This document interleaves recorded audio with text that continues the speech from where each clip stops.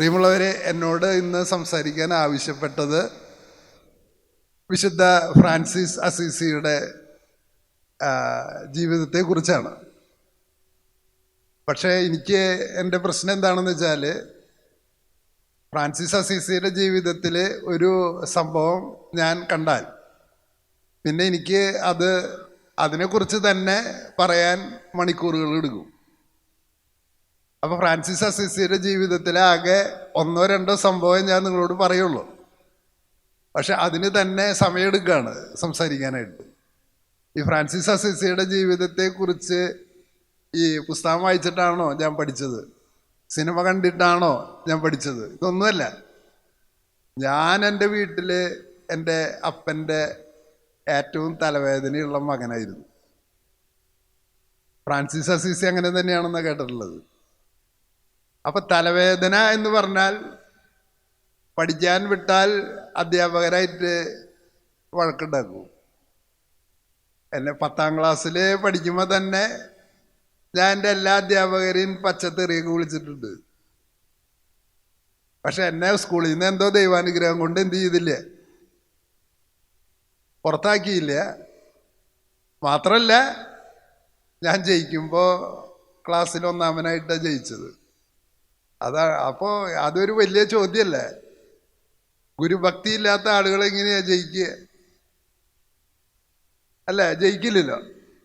പക്ഷേ ഞാൻ 1ാമനാണ് ആ പരീക്ഷയിൽ ജയിക്കുമ്പോൾ.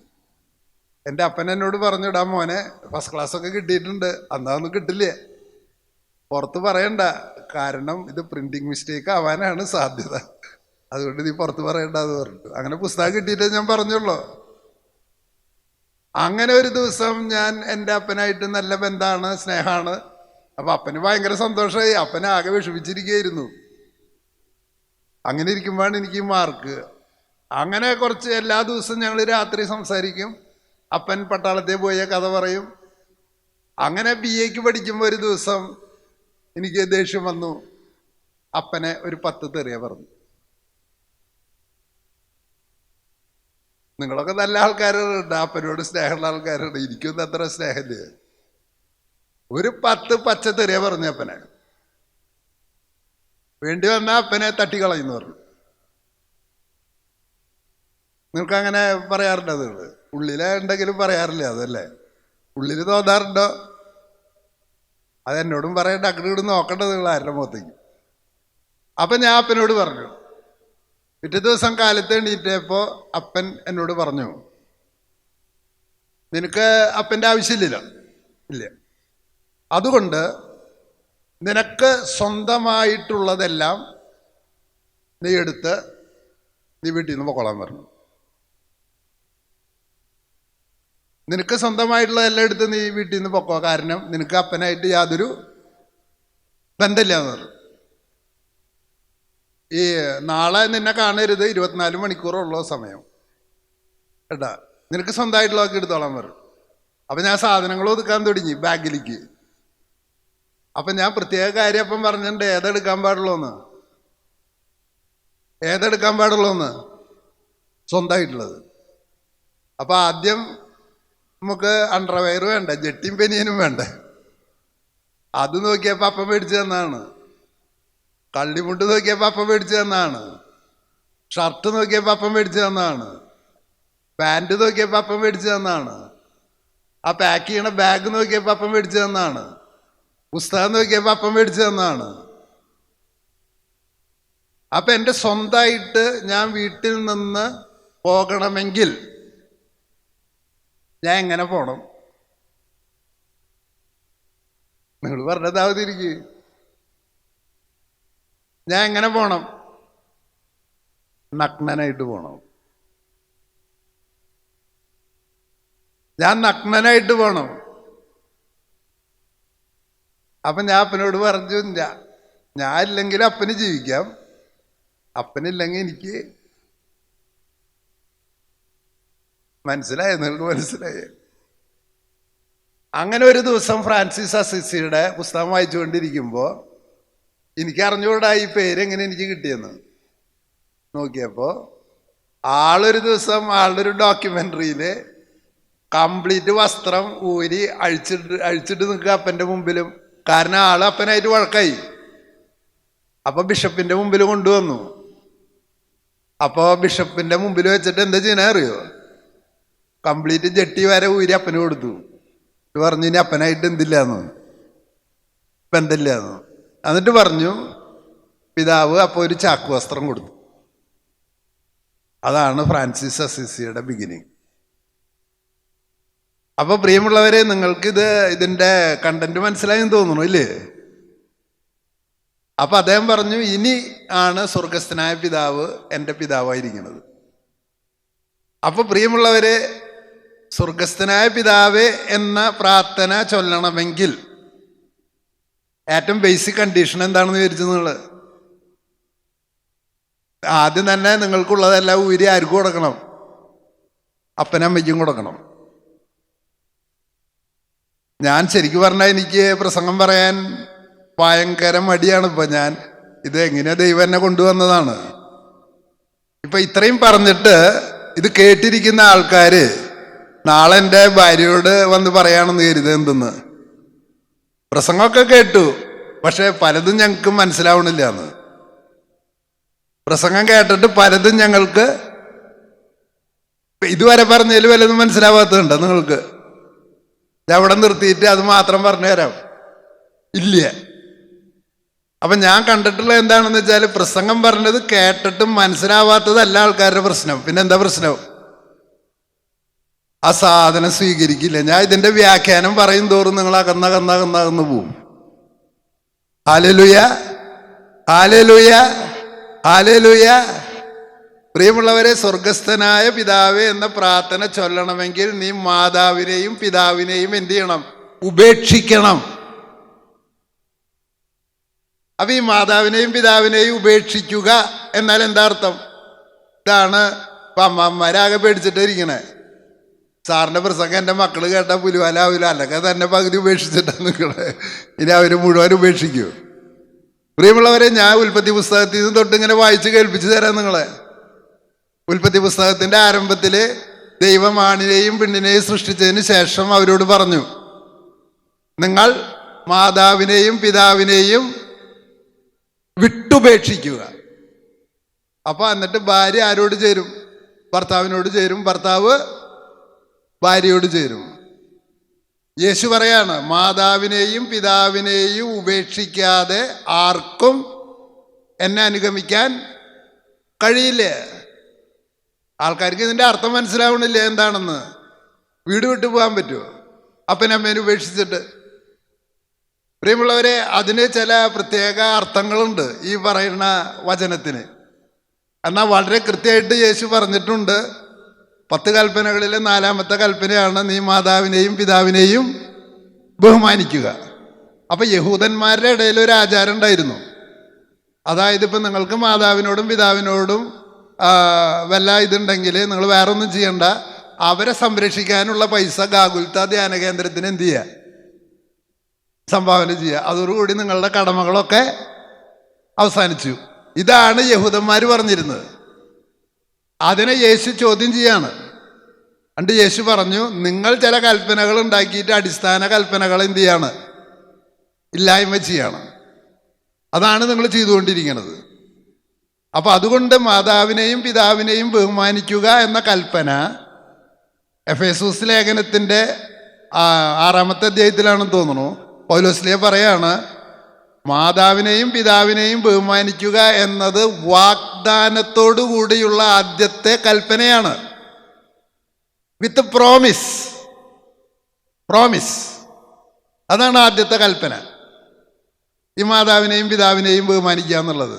അപ്പൊ എന്താ വിട്ടുപേക്ഷിക്കുക എന്ന് പറയണേ? ഇപ്പൊ കഴിഞ്ഞ 2 ആഴ്ച മുമ്പ് എൻ്റെ മകൻ്റെ കല്യാണം ഉണ്ടായിരുന്നു. അപ്പൊ ഭാര്യയോട് അച്ഛൻ നമ്മുടെ പ്രാർത്ഥനയിൽ പറയുന്നതാ, പുത്രി നിന്റെ പിതൃഭവനത്തെ നീ ഉപേക്ഷിക്കുക, എങ്കിൽ ഭർത്താവിൻ്റെ വീട്ടിൽ നീ റാണിയായി വാഴും. അപ്പൊ അതിന് നേരെ തിരിച്ചിട്ടാൽ, ഭർത്താവിൻ്റെ വീട്ടിൽ നിങ്ങൾ റാണിമാരായിട്ട് വാഴുന്നില്ലെങ്കിൽ അതിൻ്റെ അർത്ഥം എന്താ? പിതൃഭവനത്തെ നിങ്ങൾ ഉപേക്ഷിച്ചിട്ടില്ല. Hallelujah, hallelujah. പ്രിയമുള്ളവരെ, പിതൃഭവനത്തെ എങ്ങനെ ഉപേക്ഷിക്കുക? പിതൃഭവനത്തെ ഒറ്റ കാര്യം ഞാൻ പറയുന്നുള്ളൂ കേട്ടാ. അതായത് ഫ്രാൻസിസ് അസീസി എന്ത് ചെയ്യാണ്? വസ്ത്രകൂരി കൊടുത്ത് അപ്പനുപേക്ഷിച്ചിട്ട് ഇനി സ്വർഗസ്ഥനായ പിതാവാണ് എൻ്റെ പിതാവെന്ന് പ്രഖ്യാപിച്ചു. അതിനെക്കുറിച്ച് മാത്രം നിങ്ങളോട് പറയണേ, അതിനെക്കുറിച്ച് മാത്രം. എങ്ങനെയാണ് ഉപേക്ഷിക്കുക? അതിന് നിങ്ങൾ കൃത്യമായിട്ട് ഒരു കാര്യം ചെയ്യുക. നിങ്ങളുടെ വീട്ടിൽ തെങ്ങൊക്കെ ഉണ്ടാവണില്ലേ? ഈ തെങ്ങ് വളർന്ന് ഒരു 10 മാസം എത്തിക്കഴിഞ്ഞാൽ ഈ നാളികേരം ഇങ്ങോട്ട് പൂർണ്ണ വളർച്ച എത്തും. അതെത്തിക്കഴിഞ്ഞാൽ പിന്നെ നാളികേരം എന്താ ചെയ്യുക? തെങ്ങമ്മ തന്നെ നിന്നിട്ട് മുളയ്ക്കുമോ? ഇല്ല. പിന്നെ എന്ത് ചെയ്യും? ഠും എന്ന് വെച്ചിട്ടൊരു സ്വരം കേൾക്കാം. എന്താണത്? വിടുന്നു. ആ വിടുക എന്ന് പറഞ്ഞാൽ ആ തെങ്ങ് ഒരു പ്രത്യേക കാര്യമാണ്. തെങ്ങിനോട് നാളികേരം പറയുന്നുണ്ട്. എന്തിനാ പറയണത് അറിയോ? എൻ്റെ അപ്പനും അമ്മയുമായ തെങ്ങ് ഒരു തെങ്ങായി അനേകായിരം നാളികേരങ്ങളെ ഉണ്ടാക്കാൻ പറ്റിയ എല്ലാ കാര്യങ്ങളും നിങ്ങളിൽ നിന്ന് എനിക്ക് കിട്ടി, ബോധിച്ചു. നന്ദി. ഇനി വല്ലതും തെങ്ങിന്ന് കിട്ടാനുണ്ടോ? ആ നാളികേരത്തിന് ഇനി വളരാൻ വേണ്ടിയിട്ട് വല്ലതും തെങ്ങിന്ന് കിട്ടാനുണ്ടോ? ഇല്ല. ക്ലിയറായ? നിങ്ങൾക്ക് ഐഡിയ ക്ലിയറായി? അപ്പോൾ തെങ്ങ് പറയുന്നത്, നാളികേരം പറയുന്നത്, എനിക്ക് ഇനി നിന്നിൽ നിന്നൊന്നും കിട്ടാനില്ല, എല്ലാം കിട്ടിക്കഴിഞ്ഞു, ഞാൻ പൂർണ്ണ വളർച്ച എത്തിക്കഴിഞ്ഞു. ചില ആൾക്കാരുടെ മനസ്സിൽ പിശാച് കയറി ഇപ്പം തന്നെ ഈ കേൾക്കുന്നതിനെ റെസിസ്റ്റ് ചെയ്ത് തുടങ്ങി. കാരണം അവർക്കറിയാം അവർ സാധാരണ ബുദ്ധിയുള്ളവരാണ്. 1ാം ക്ലാസ് പോലും പാസ്സാവാത്തവർക്ക് അറിയാം ഇനി ഞാൻ എന്താ പറയാൻ. അറിയില്ല നിങ്ങൾക്ക് ഇനി ഞാൻ എന്താ പറയാൻ പോണേ. ഹല്ലേലൂയ, ഹല്ലേലൂയ, ഹല്ലേലൂയ.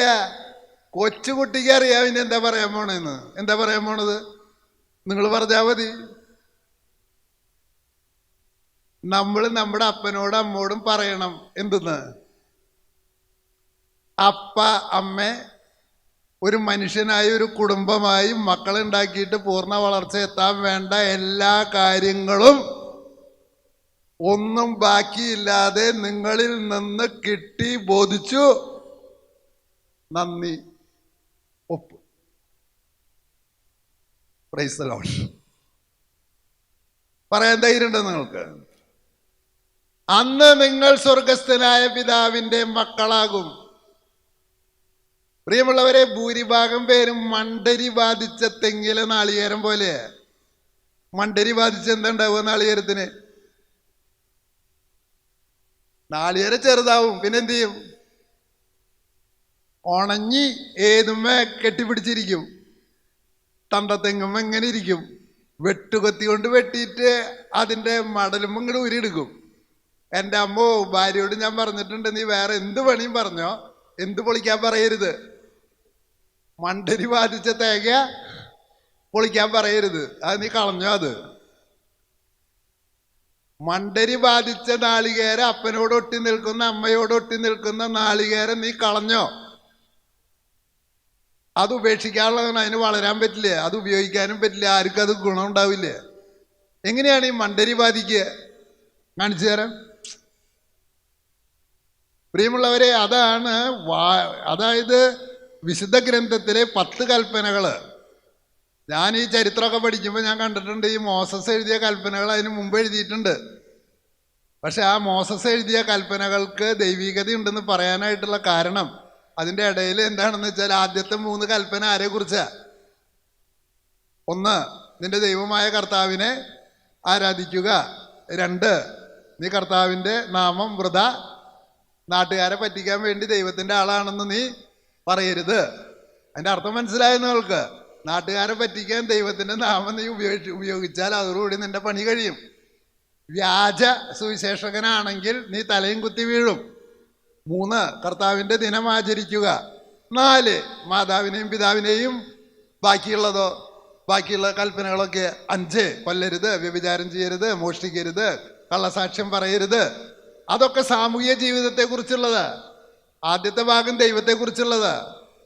അപ്പൊ ദൈവവുമായിട്ടുള്ള ബന്ധവും സാമൂഹിക ജീവിതവുമായിട്ടുള്ള നിങ്ങളുടെ ജീവിതവും തമ്മിൽ ബന്ധിപ്പിക്കുന്ന ഏറ്റവും വലിയ പാലമാണ് ഈ മാതാവും പിതാവും. അവരെ പൂർണ്ണമായിട്ട് ഉപേക്ഷിക്കാത്തതിൻ്റെ പ്രശ്നങ്ങൾ എന്താണ്? നമുക്ക് ഓരോന്ന് പരിശോധിച്ചു വരാം. കാരണം ഇത് ഞാൻ എൻ്റെ കഴിഞ്ഞ 45 കൊല്ലത്തെ ജീവിതത്തിൽ അനേകരുടെ ജീവിതത്തിൽ ഇടപെട്ടിട്ട് മനസ്സിലാക്കിയിട്ട് ഇത് കണ്ടിട്ടുള്ളതാണ്. അതുകൊണ്ടാണ് ഞാൻ ഈ പറയണത്. അതാണ് പറയുന്നത്. ഇത്തരം സംഭവങ്ങൾ ഇനി ഞാൻ പറയാൻ തുടങ്ങിയാൽ നിങ്ങളുടൻ തന്നെ പറയും എനിക്ക് കൗൺസിലിംഗ് വേണമെന്ന്. അതിനിഷ്ടം പോലെ ആൾക്കാർ ഇവിടെ ഉണ്ട്. ഹല്ലേലൂയ, ഹല്ലേലൂയ, ഹല്ലേലൂയ. എൻ്റെ ഒരു സുഹൃത്തുണ്ടായിരുന്നു. അവൻ്റെ അപ്പനും അമ്മയും അവനെയും അവൻ്റെ പെങ്ങളെയും അവൻ വ്യഭിചാരത്തിലുണ്ടായതാണ്. അവനെ വടക്കുനാഥൻ ക്ഷേത്രത്തിൻ്റെ മുമ്പിൽ ജനിച്ച വഴിക്ക് അമ്മ അവനെയും പെങ്ങളെയും ഉപേക്ഷിച്ചിട്ട് പോയി. അപ്പൊ അവന് ആരാണ് അപ്പൻ ആരാണ് അമ്മ എന്ന് അറിയില്ല. നിങ്ങൾക്ക് മനസ്സിലായില്ല. അവന് ആരാണ് അപ്പൻ ആരാണ് അമ്മ എന്ന് അറിയില്ല. അവനെ ഇഗ്നേഷ്യസ് ചാലിശ്ശേരി അച്ഛൻ എടുത്ത് വളർത്തി. ഇവിടെ അച്ഛന് സൗകര്യങ്ങളുണ്ടായിരുന്നു. അച്ഛൻ എൻ്റെ പള്ളിയിലെ വികാരി അച്ഛനായിരുന്നു. അച്ഛനിൽ നിന്നാണ് ഈ കഥ ഞാൻ അറിയുന്നത്, ഇവനെക്കുറിച്ച്. അങ്ങനെ ഇഗ്നേഷ്യസ് ചാലിശ്ശേരി എടുത്ത് വളർത്തി. അവൻ നമ്മുടെ സഭയുടെ തണലിൽ അവൻ അപ്പനും അമ്മയായിട്ട് മാറി. എന്നോട് ചോദിക്കാറുണ്ട്, മാഷ് കാണുന്നവരെ മുഴുവൻ അപ്പാന്ന് വിളിക്കുന്ന ആളാണല്ലോ. എൻ്റെ അപ്പനെ മാത്രമല്ല ഞാൻ അപ്പാന്ന് വിളിക്കുക, പിന്നെ ആരൊക്കെ വിളിക്കും? അച്ഛനെ ഞാൻ അപ്പാന്ന് വിളിക്കുന്നുണ്ട്. ഡിയർ ഫാദർ എന്നാണ് ഞാൻ അഭിസംബോധന ചെയ്യണേ. ബിഷപ്പിനെ ഞാൻ എന്തെന്ന് വിളിക്കണേ? പിതാവെന്നാ വിളിക്കണേ.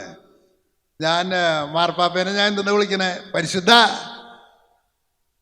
നിങ്ങളെപ്പോലെ കാണുന്നവരെ മുഴുവൻ അപ്പാന്ന് വിളിക്കാറില്ല എന്ന് ഒരാൾ പറയലോട്. ഞാൾക്ക് മറുപടി കൊടുത്തില്ല. മറുപടി കൊടുത്താൽ പറഞ്ഞാൽ മനസ്സിലാവില്ല. കാരണം ഈ ചാലിശ്ശേരിച്ചനെ പോലുള്ള അച്ഛന്മാര് ഇതുപോലെയുള്ള കുട്ടികളുടെ ആരായി മാറിയതാണ്, അപ്പന്മാരായിട്ട് മാറിയിട്ടുള്ളത് എനിക്കറിയാമെന്ന്. അങ്ങനെ ഒരു സ്ഥാപനം ഉണ്ടാക്കിയത് കുണ്ടുകുളം പിതാവാണെന്ന്. അപ്പോൾ അവരൊക്കെ അപ്പന്മാരായിട്ട് മാറുക. ഞാനൊരു അപ്പനായിട്ട് മാറുന്നത് എങ്ങനെയാ? എൻ്റെ പേരക്കുട്ടികളാണ് എന്നെ അപ്പാപ്പനാക്കണത്. അപ്പാപ്പ അപ്പാപ്പ അപ്പാപ്പ അപ്പാപ്പ അപ്പാപ്പ അപ്പാപ്പ അപ്പാപ്പ അപ്പാപ്പ അല്ലേ? എന്താ അവരെന്നെ അപ്പാപ്പ അത് വിളിക്കണേ? ഞാൻ സമ്പാദിച്ച കാശൊക്കെ എൻ്റെ മക്കൾക്ക് കൊടുക്കുകയാണ്. ബാക്കി വല്ലതുണ്ടോ എന്ന് നോക്കുമ്പോൾ ഒന്നുമില്ലേ. Praise the Lord. ആരും ഒന്നും കൊണ്ടുവന്ന് തരണ്ട കേട്ടോ, എനിക്ക് ആവശ്യമുള്ളത് ദൈവം തരുന്നുണ്ട്.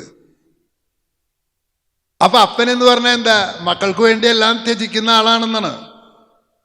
അപ്പൊ ഇവനെ വളർത്തി, ഇവനെ ഒരു ചെറിയ സ്ഥലത്ത് ചെറിയ വരുമാനത്തിന് ജോലിക്ക് കൊടുത്തു. ഒരു കല്യാണം കഴിച്ചു കൊടുത്തു അച്ഛൻ. ആ കല്യാണം കഴിച്ചു കൊടുത്തിട്ട് അവസാനം അവന് കുട്ടീൻ്റെ ആവണില്ലേ?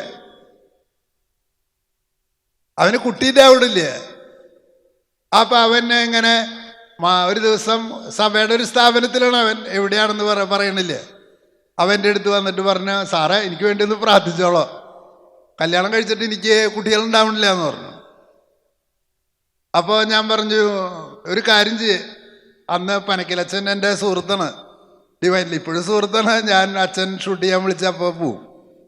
ഞാൻ അച്ഛനെ വിളിച്ച് പറഞ്ഞു, ഇങ്ങനെ ഒരാളെ വിടുന്നുണ്ട്, അവന് ഒരാഴ്ച ധ്യാനം കൂടാനുള്ളൊരു അവസരം ഉണ്ടാക്കി കൊടുത്തോളാം എന്ന് പറഞ്ഞാൽ മതി. അപ്പോൾ അവിടെ അവനുള്ള സൗകര്യം ചെയ്തു കൊടുത്തു. അപ്പോൾ അവനോട് ഇവിടെ നിന്ന് പോകുമ്പോൾ ഞാൻ പറഞ്ഞു, നിനക്ക് നിൻ്റെ അപ്പനെ അമ്മേനെ അറിയുമെന്ന് ചോദിച്ചു. ഇല്ല എന്ന് പറഞ്ഞു. പക്ഷെ അപ്പനമ്മ ഇല്ലാണ്ട് നീ ഉണ്ടാവില്ല എന്ന് നിനക്ക് അറിയുമെന്ന് ചോദിച്ചു. അപ്പനമ്മ ഇല്ലാണ്ട് നീ ഉണ്ടാവോ എന്ന് ചോദിച്ചു. ഇല്ല. ഇനി നീ എന്താവാൻ ആഗ്രഹിക്കണമെന്ന് ചോദിച്ചു. ഒരപ്പനാവാനാണ് ആഗ്രഹിക്കണേന്ന് പറഞ്ഞു. ഒരപ്പനാവാനാണ് ആഗ്രഹിക്കണേന്ന് പറഞ്ഞു. അപ്പൊ ഞാൻ പറഞ്ഞു, അപ്പനാവാനുള്ള ഏറ്റവും നല്ല വഴി എന്താണെന്നറിയോ? എന്താ വഴി? സ്വന്തം അപ്പനെ നീ പൂർണ്ണ ഹൃദയത്തോടും പൂർണ്ണ ആത്മാവോടും പൂർണ്ണ മനസ്സോടും പൂർണ്ണ ശക്തിയോടും കൂടി നീ ദൈവകരങ്ങളിൽ നിന്ന് സ്വീകരിച്ചു കഴിഞ്ഞാൽ നീ അടുത്ത കൊല്ലം അപ്പനായിട്ട് മാറുന്നു പറഞ്ഞു. ഇനി പോയി ധ്യാനം കൂടിക്കോളാൻ പറഞ്ഞു. കരങ്ങൾ ഉയർത്താം. ഹല്ലേലൂയ, ഹല്ലേലൂയ, ഹല്ലേലൂയ, ഹല്ലേലൂയ, ഹല്ലേലൂയ. അപ്പൊ പ്രിയമുള്ളവരെ, അപ്പൊ ഏറ്റവും ആദ്യത്തെ നമ്മുടെ ജീവിതത്തിന്റെ ഏറ്റവും ആദ്യത്തെ തടസ്സമാണ് ഞാൻ കാണിച്ചു തരുന്നത്.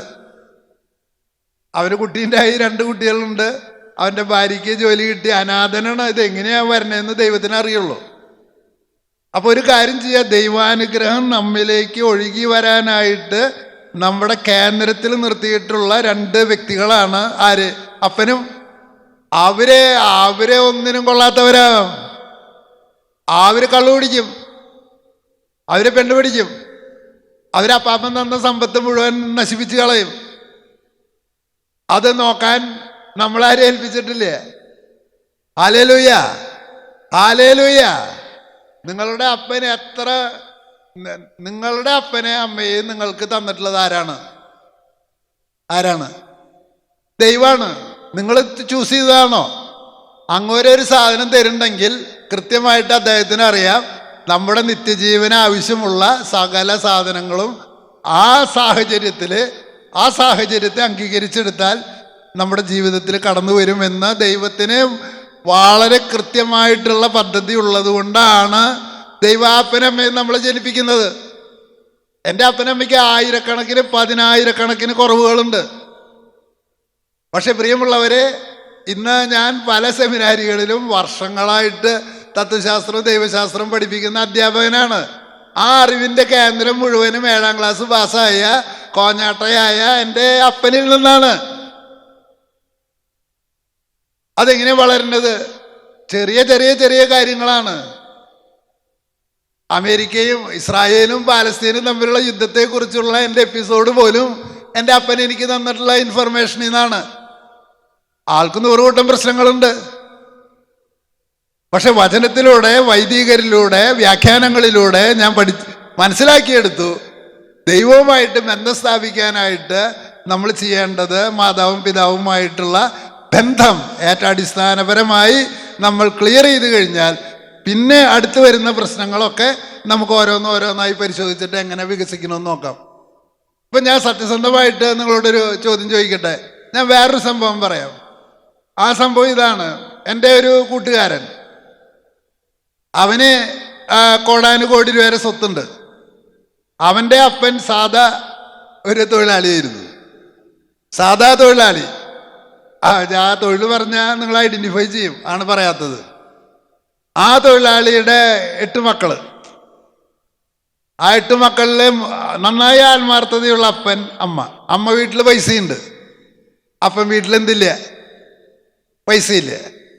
അപ്പം അമ്മ വീട്ടിൽ പൈസ ഉണ്ടായിട്ട് അമ്മാമ്മയുടെ അടുത്ത് ചില മക്കൾ പഠിക്കാൻ പോകുമ്പോൾ അമ്മാമ്മയും അപ്പാപ്പൻ എന്തെന്ന് പറയും? മനസ്സിലായില്ലേ?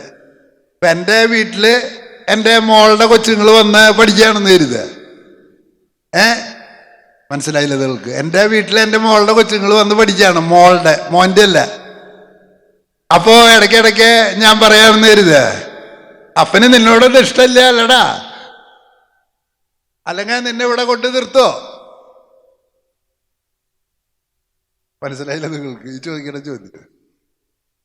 അപ്പൊ പഴയ കാലത്ത് കെട്ടിച്ചു കൊടുത്ത വീട്ടില് ഡള്ളായി കഴിഞ്ഞാൽ പിന്നെ എന്ത് ചെയ്യും? കുട്ടികളെ ഓരോരുത്തരും എന്ത് ചെയ്യും? അമ്മാമ്മേരെ വീട്ടിലേക്ക് കൊണ്ടുവരും, അവിടെ നിൽക്കും. അപ്പം നാത്തൂൻ പോരുണ്ടാവും, മറ്റേ പോരുണ്ടാവും. അതൊക്കെ അനുഭവിച്ചിട്ട് വരുമ്പോൾ ഇടയ്ക്ക് അമ്മാമ്മ കൊത്തും ചെയ്യും, എന്തെന്ന് നിന്റെ അപ്പനോട് കൊണ്ടുപോകാൻ പറയണ എന്നൊക്കെ പറയും ചെയ്യും. അപ്പം നമുക്ക് അമ്മാമ്മോടും ദേഷ്യം വരും, പിന്നെ ആരോടും ദേഷ്യം വരും. അങ്ങനെ 8 മക്കളിലും മൂത്ത ആള് 18 വയസ്സ് കഴിഞ്ഞപ്പോൾ ആള് ഗൾഫിൽ പോയി, 2ാമത്തെ ആള് പോയി, 3ാമത്തെ ആള് പോയി, 4ാമത്തെ ആള് പോയി, പെങ്ങന്മാര് പോയി, സകല ആൾക്കാരും കോടീശ്വരന്മാരായി. എൻ്റെ കൂട്ടുകാരൻ ഇപ്പോൾ ഞാൻ മോൻ്റെ കല്യാണത്തിന് ഒരു 5 ലക്ഷം വേണം, നീ കൊണ്ടുപോക്കോ എന്ന് തരാൻ കപ്പാസിറ്റി ഉള്ള ആളിന്. അങ്ങനെ പക്ഷേ എന്തുണ്ടായി?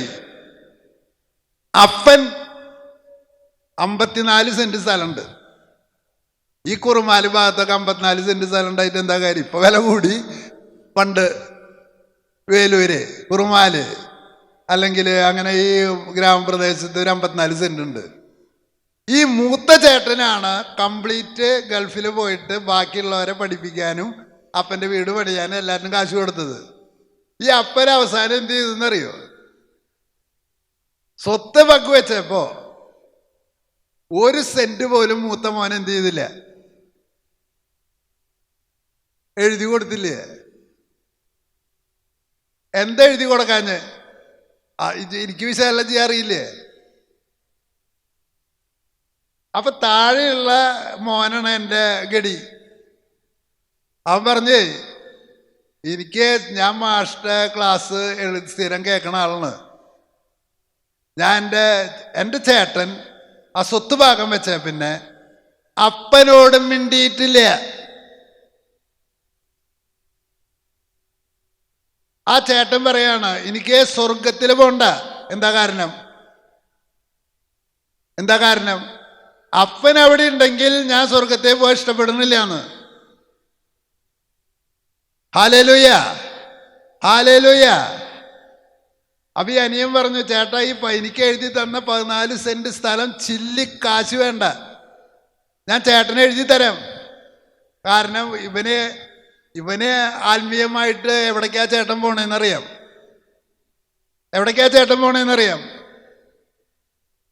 അപ്പനോട് മിണ്ടാണ്ടായി. അപ്പൊ ചേട്ടന് നല്ല ആരോഗ്യമുണ്ട്, എല്ലാ സെറ്റപ്പും ഉണ്ട്. ഈ വിദ്വേഷം ഉള്ളില് അപ്പനോട് ഇങ്ങനെ പിടിച്ചു വെച്ചിരിക്കണ്. മനസ്സിലായി? എന്നാ ഈ ചേട്ടന് സ്വന്തമായിട്ട് സമ്പത്തുണ്ടോ? കോടികളുടെ അസറ്റാണ്. എൻ്റെ അപ്പൻ എന്നോട് ചെയ്തത് എനിക്കത് സഹിക്കാൻ പറ്റില്ല എന്ന്. ക്ലിയറായി നിങ്ങൾക്ക്? ഞാൻ നഗ്നനാവാന്ന് പറഞ്ഞതിൻ്റെ അർത്ഥം ഈ പറഞ്ഞു തരണേ. അഴിച്ചിട്ട് പോവാന്ന് പറഞ്ഞതിൻ്റെ അർത്ഥം ഈ പറയണേ. പ്രിയമുള്ളവരെ, ഈ അനിയൻ ചേട്ടനോട് പറഞ്ഞു, ചേട്ടന് ജീവിതത്തിൽ മുന്നോട്ട് പോകാൻ പറ്റില്ല. ചേട്ടൻ എൻ്റെ സ്ഥലം മുഴുവൻ എടുത്തോ. എനിക്ക് അപ്പൻ തന്നില്ല, അപ്പൻ തരണത്. അപ്പന് പിന്നെ എങ്ങനെ കൊടുക്കാൻ പറ്റുക? അങ്ങനെ ഒരു ദിവസം ചേട്ടൻ അനിയനും സംസാരിച്ച് കുറച്ച് കഴിഞ്ഞ് ആള് എവിടെയാണ്, ജപ്പാനിലേക്ക് ഒരു ടൂറ് പോകാനായിട്ട് നിൽക്കണതിൻ്റെ തലേ ദിവസം ആളും മരിച്ചു പോവുക, വിഷമിച്ച്. അപ്പൊ പ്രിയമുള്ളവരെ, നിങ്ങൾ ചത്തുപോകുന്ന നിങ്ങൾ പേടിച്ചിട്ടുണ്ടോ? അതായത് ഇതിനെക്കാട്ടിലും അപ്പുറത്ത് അപ്പനോട് ചെയ്തിട്ട് ഞാൻ ചത്തിട്ടില്ല. ഞാൻ കാര്യങ്ങൾ പറഞ്ഞ് മനസ്സിലാക്കി തരാനാണ്. എൻ്റെ ഇഷ്ടം പോലെ സുഹൃത്തുക്കളാണ് എനിക്ക്. കല്യാണത്തിന് വിളിച്ചില്ല എന്ന് പറഞ്ഞിട്ട് ആൾക്കാരൊക്കെ എന്നെ ചീത്ത പറഞ്ഞുകൊണ്ടിരിക്കുകയാണ്. ഞാൻ കല്യാണം നടത്തുമ്പോൾ ആകെ ബന്ധുക്കളിൽ ചുറ്റുവട്ടത്തുള്ളവരെ മാത്രമേ വിളിക്കാറുള്ളൂ. ഞാൻ വിളിക്കുകയാണെങ്കിൽ 10,000 പേരെ വിളിക്കണം. 50 കൊല്ലത്തെ സഭാ പ്രവർത്തനത്തിൻ്റെ ഇടയിൽ കോളേജിലുള്ളവരെ പോലെ വിളിച്ചില്ലേ. കാരണം എളിയ ജീവിതം, ചുരുങ്ങിയതുള്ളത് ചെയ്യുക, അതാണ് എൻ്റെ അപ്പൻ എന്നെ പഠിപ്പിച്ചിട്ടുള്ളത്, അതാണ് ഞാൻ പിന്തുടരുന്നത്.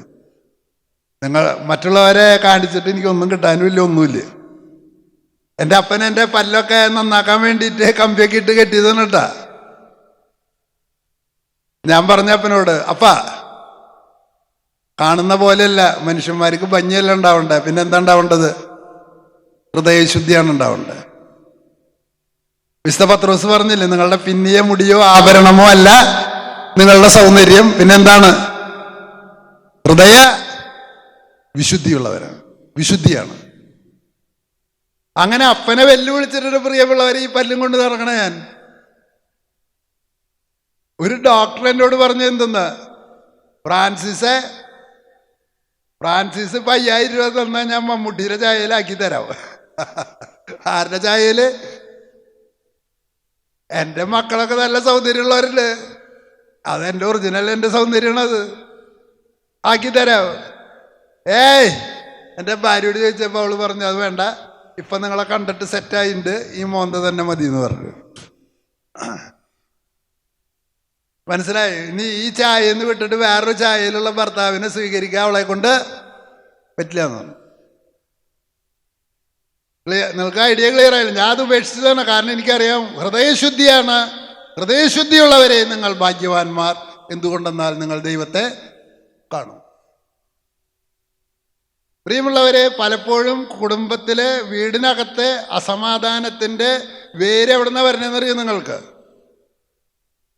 അതായത് ഇവിടെ ഇരിക്കുന്ന പെണ്ണുങ്ങളോട് ഞാൻ പറയാണ്, ചില അപ്പന്മാര് കുടിയന്മാരാവും, ചില അപ്പന്മാര് ചിലപ്പോ നിങ്ങളെ എഞ്ചിനീയറിങ്ങിന് വിട്ടുണ്ടാവില്ല. ആരെ വിട്ടുണ്ടാവും? ചേച്ചിനെ വിട്ടുണ്ടാവും. ചില അപ്പന്മാര് ആൺമക്കൾക്ക് കൂടുതൽ എന്ത് കൊടുത്തിട്ടുണ്ടാവും? പ്രാധാന്യം കൊടുത്തിട്ടുണ്ടാവും. ഞാൻ പെണ്ണുങ്ങളോട് മാത്രമേ പറയുന്ന, ആണുങ്ങൾക്ക് ഞാൻ പറഞ്ഞു തരാം. അപ്പൊ അങ്ങനെ അപ്പൻ ചെയ്യുമ്പോൾ നിങ്ങൾക്ക് അപ്പനോടും അമ്മയോടും എന്ത് തോന്നും? ആങ്ങളേനെ ഉണ്ടാക്കണപ്പൻ ഒക്കെ കൊടുത്തോ. അവസാനം അപ്പൻ എൻ്റെ അടുത്തേക്ക് എന്നെ വരേണ്ടി വരും. തന്തേ എന്നുള്ളിലേ പറയുള്ളൂ കേട്ടോ, പുറത്തേക്ക് പറയില്ല. അവസാനം അങ്ങനെയല്ലേ ഉണ്ടാവുക. ആരെയാണോ ഉപേക്ഷിക്കുന്നത് അവരാണ് ആരെ നോക്കുക? മാതാപിതാക്കളെ നോക്കുള്ളൂ. അല്ലാണ്ട് സ്നേഹിക്കുന്നവരെ തള്ളിക്ക് പറയും. അതങ്ങനെ ദൈവം ഡിസൈൻ ചെയ്തിട്ടുള്ളതാണ്. നിങ്ങൾ കൂടുതൽ പക്ഷഭേദം കാണിക്കുന്നവരെ തള്ളി പറയും. അപ്പോൾ പ്രിയമുള്ളവരെ, അപ്പനമ്മ അന്വേഷിച്ചിട്ട് നിങ്ങൾക്കൊരു കല്യാണം കഴിച്ചു തന്നു. എന്ത് കഴിച്ചു തന്നു? കല്യാണം കഴിച്ചു തന്നു. അപ്പം നിങ്ങൾക്ക് അടിസ്ഥാനപരമായിട്ട് അപ്പനോട് ഒരു അകൽച്ചീൻ. ഒരു വീട്ടിൽ എന്നോട് ഒരു പെണ്ണ് പറഞ്ഞതാ, എന്നെ ആങ്ങള എന്നെ ഇടിക്കും. അപ്പം അമ്മ പറയും, നിന്റെ വായയിലെ നാവ് അങ്ങനത്തെ ചെയ്തുകൊണ്ടാണ് നിനക്ക് 2 എണ്ണം എന്ത് ചെയ്യേണ്ടതാ, കിട്ടേണ്ടതാ. അപ്പം ഞാൻ ചോദിക്കുന്നത്, ആ പെണ്ണിന് അമ്മയോടും അപ്പനോടും സ്നേഹം ഉണ്ടാവുമോ?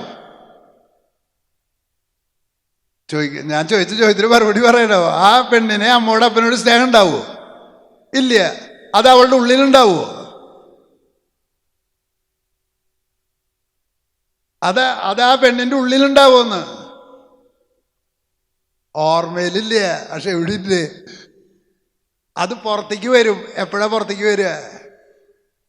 ആണുങ്ങൾക്ക് എപ്പോഴാ പുറത്തേക്ക് വരിക എന്നറിയാം. അവർ 2 എണ്ണം അടിച്ചു കഴിഞ്ഞാൽ പിന്നെ പഴയ കാര്യം മാത്രമേ പറയുള്ളൂ. പെണ്ണുങ്ങൾക്ക് സങ്കടം വന്നാൽ പഴയത് മുഴുവൻ എന്ത് ചെയ്യും? വിളിച്ചു പറയും. ദേഷ്യം വരുമ്പോൾ വിളിച്ചു പറയുന്ന കാര്യങ്ങളാണ് പ്രിയമുള്ളവരെ കൗൺസിലിങ്ങിൽ പറയേണ്ടത്. Praise the Lord. അതൊഴിച്ച് ബാക്കിയുള്ളതൊക്കെ നിങ്ങൾ പറയും. ദേഷ്യം വരുമ്പോൾ നിങ്ങൾക്ക് എന്താണ് വിളിച്ചു പറയാനുള്ളത്? എന്നെ കെട്ടിച്ചപ്പോൾ അങ്ങനെ ചെയ്തു, എൻ്റെ അനിയത്തിക്ക് കൊടുത്തു, എനിക്ക് തന്നില്ല, ശരിക്കും ആലോചിക്കേണ്ടതാണ് ഈ കല്യാണം നടത്തിയത്, അല്ലെങ്കിൽ ഞാൻ ഇതിനേക്കാൾ എന്തോരം നല്ല സ്ഥലത്തേക്ക് പോകേണ്ടതാണ്.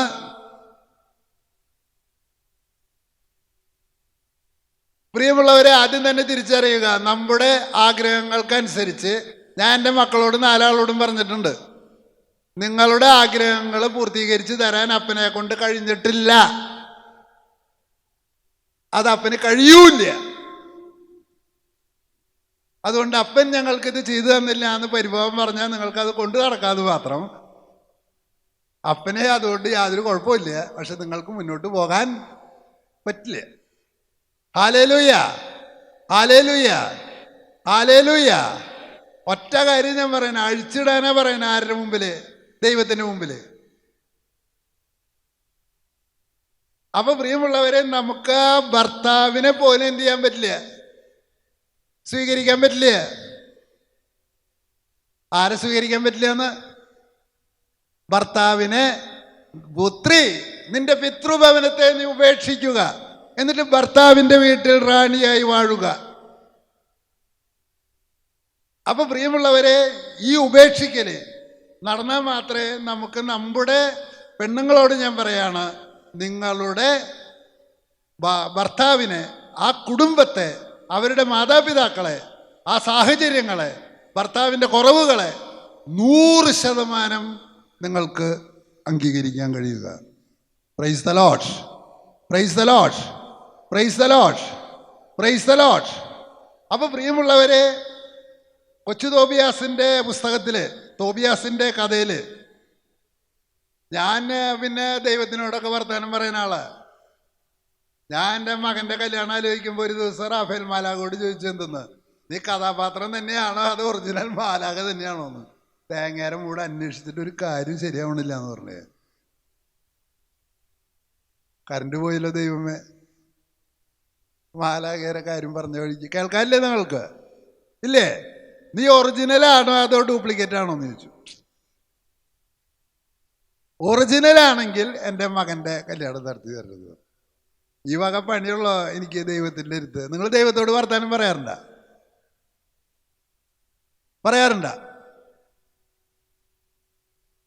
ഹല്ലേലൂയ. ദൈവത്തോട് സംസാരിക്കാറുണ്ട്? ദൈവം പറയുന്നത് കേൾക്കാറുണ്ട്? യാക്കോസ്ലിഹ പറയാണ്, നിങ്ങൾക്ക് അറിവ് കുറവുണ്ടെങ്കിൽ നിങ്ങൾ ദൈവത്തോട് തന്നെ നേരിട്ട് ചോദിച്ചുകൊള്ളുവിൻ. മാർപ്പാപ്പോട് ചോദിക്കാനല്ല പറഞ്ഞേ, മെത്രാനോട് ചോദിക്കാനല്ല പറഞ്ഞേ, അച്ഛനോട് ചോദിക്കാനല്ല പറഞ്ഞേ, സുവിശേഷകരോട് ചോദിക്കാനല്ല പറഞ്ഞേ. ആരോട് ചോദിക്കാനാ പറഞ്ഞേ? ദൈവത്തോട്. ദൈവം നിങ്ങൾക്ക് ഉത്തരം നൽകും. യേശു വിടവാങ്ങുന്ന സമയത്ത് പറയേണ്ടത് എന്താണെന്നറിയോ?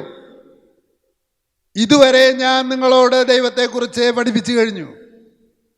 നിങ്ങൾ എന്നിൽ വിശ്വസിക്കുന്നത് കൊണ്ട് ഇനി നിങ്ങൾ നേരിട്ട് തന്നെ ദൈവത്തോട് ചോദിച്ചു കൊള്ളുക. ഹല്ലേലൂയ, ഹല്ലേലൂയ, ഹല്ലേലൂയ. പ്രിയമുള്ളവരെ, വിശുദ്ധ കുർബാനയിലൂടെ യേശു എന്താ ചെയ്യണേ? യേശു വിശുദ്ധ കുർബാന നമുക്ക് തന്നു കഴിയുമ്പോൾ ഞാൻ യേശുവിലും, യേശു എന്ന് പറഞ്ഞാൽ ഞാനും അവനൊരു ശരീരമാണ്. അപ്പൊ എൻ്റെ ശിരസ് ഏതാ? യേശു ക്രിസ്തു. യേശു ക്രിസ്തുവിന്റെ ശരീരം ഏതാ? പേടിയുണ്ടോ നിങ്ങൾക്ക്? ഹല്ലേലൂയ, ഹല്ലേലൂയ, ഹല്ലേലൂയ. കേൾക്കാൻ കുഴപ്പമില്ല. കാരണം ഈ ചെകുത്താനെ, മാലാഖേനെ കുറിച്ച് പറഞ്ഞാൽ അപ്പൊ ചെകുത്താൻ വരും.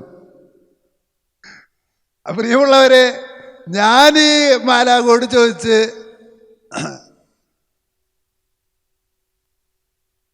ഹല്ലേലൂയ, കരങ്ങൾ ഉയർത്താം നമുക്ക്. ഹല്ലേലൂയ, ഹല്ലേലൂയ, ഹല്ലേലൂയ, ഹല്ലേലൂയ, ഹല്ലേലൂയ, ഹല്ലേലൂയ, ഹല്ലേലൂയ. Praise the Lord. പ്രിയമുള്ളവരെ, മാലാഖോട് ചോദിച്ച് 2 മാസം കഴിഞ്ഞപ്പോൾ കല്യാണം ശരി. അത് മാലാഖയുടെ പള്ളിയിൽ നിന്ന് തന്നെ. അപ്പം ഞാൻ ഈ മാലാഖോട് ചോദിച്ചിട്ട് മാലാഖ ഉണ്ടെന്ന് എനിക്ക് എങ്ങനെയാ ബോധ്യം വന്നേ? മാലാഖ ഉണ്ടെന്ന് ബോധ്യം വന്നത് കല്യാണം നടന്നപ്പോഴാണോ? അല്ല. അടുത്ത ദിവസം ഞാൻ ഇതുപോലെ ഒരേ ധ്യാന കേന്ദ്രത്തിൽ അച്ഛന്മാരായിട്ടും ഞങ്ങൾ സുഹൃത്തുക്കളാണ്. പട്ടത്തച്ഛനെ വെറുതെ കാണാൻ പോയിട്ട് പ്രാർത്ഥിച്ചു കഴിഞ്ഞ് പോരുമ്പോൾ എന്നോട് പറഞ്ഞു, ഇന്ന് നീ പിശാചിനെ കണ്ടുമുട്ടെന്ന് പറഞ്ഞു. മാലാഖേനല്ല. ആരെ കണ്ടുമുട്ടെന്ന് പറഞ്ഞു? പിശാചിനെ. ഇന്ന് നീ പിശാചിനെ കണ്ടുമുട്ടെന്ന് പറഞ്ഞു. എങ്ങനെ പിശാചിനെ കണ്ടുമുട്ടുക? നിങ്ങൾക്ക് പിശാചിനെ കണ്ടുമുട്ടണം എന്നുണ്ടെങ്കിൽ വേറെ ഒന്നുമില്ല. നിങ്ങൾ വീട്ടിൽ പോയിട്ട് ഭാര്യ ഭർത്താവിനോട് ഒരു വാചകം പറയാ. ആ വാചകം പറഞ്ഞാൽ ഭർത്താവ് അതിൻ്റെ നേരെ ഓപ്പോസിറ്റ് അർത്ഥം മനസ്സിലാക്കുക. ഭർത്താവ് ഭാര്യയോടൊരു വാക്ക് പറയാ, അപ്പൊ എന്തുണ്ടാവും? നിങ്ങൾ സ്വപ്നത്തിൽ വിചാരിക്കാത്ത ഒരു അർത്ഥം അവള് നിങ്ങൾക്ക് പറഞ്ഞു തരും. Hallelujah, hallelujah. മക്കളോടൊരു ചെറിയ ഉപദേശം കൊടുക്കുമ്പോഴേക്കും അവർ പൊട്ടിത്തെറിക്കും. ഒറ്റ കാര്യം അങ്ങോട്ടും പറഞ്ഞാൽ വീട്ടിലുള്ള ആർക്കും മനസ്സിലാവില്ല. മകനോടൊരു കാര്യം പറഞ്ഞാൽ, മകളോടൊരു കാര്യം പറഞ്ഞാൽ ഓടിപ്പോയിട്ട് മുറി അടച്ചിടും. കേൾക്കണ്ട പറയരുത്, കേൾക്കണ്ട പറയരുത്. ദൈവാത്മാവാണെങ്കിൽ ഡയലോഗാണ്, സംസാരിക്കും. ചെകുത്താനുണ്ടോ എന്നറിയണമെങ്കിലുള്ള മാർഗം ഇതാണ്. പ്രിയമുള്ളവരെ, ഞാൻ ഡിപ്പാർട്ട്മെന്റിൽ ചെന്ന് കോളേജിൽ ഇപ്പോഴും ജോലിയുണ്ട്. ഞാൻ ജോൺ മത്തായി സെന്ററിൽ ഒരു പ്രത്യേക 1-2 വിഷയം ഞാൻ അവിടെ പഠിപ്പിക്കണേ. ഞാൻ പറയുന്നതല്ല അവർക്ക് മനസ്സിലാവണം, അവർ പറയുന്നതല്ല എനിക്ക് മനസ്സിലാവണം. ഞങ്ങൾ വഴക്കായി. അച്ഛൻ്റെ അടുത്ത് പ്രാർത്ഥിച്ച് പരിശുദ്ധാത്മാവിനെ നിറഞ്ഞു തന്നിട്ട് വഴക്കായി. അപ്പോഴാണ് എനിക്ക് പെട്ടെന്ന് ഓർമ്മ വരുന്നത് മാലാഖയോട് പ്രാർത്ഥിക്കാൻ. പ്രിയമുള്ളവരെ, പുഷ്പം പോലെ അത് സോൾവ് ചെയ്തു പ്രശ്നം. അതായത് എങ്ങനെയാണ് അപ്പോൾ ഈ ചെകുത്താൻ കടന്നു വരുന്നത്? അതാണ് ഈ തോബിയാസിൻ്റെയും കൊച്ചു തോബിയാസിൻ്റെയും ജീവിതത്തിൽ ആ കല്യാണം കഴിഞ്ഞിട്ട് ചെകുത്താൻ കയറുന്നു.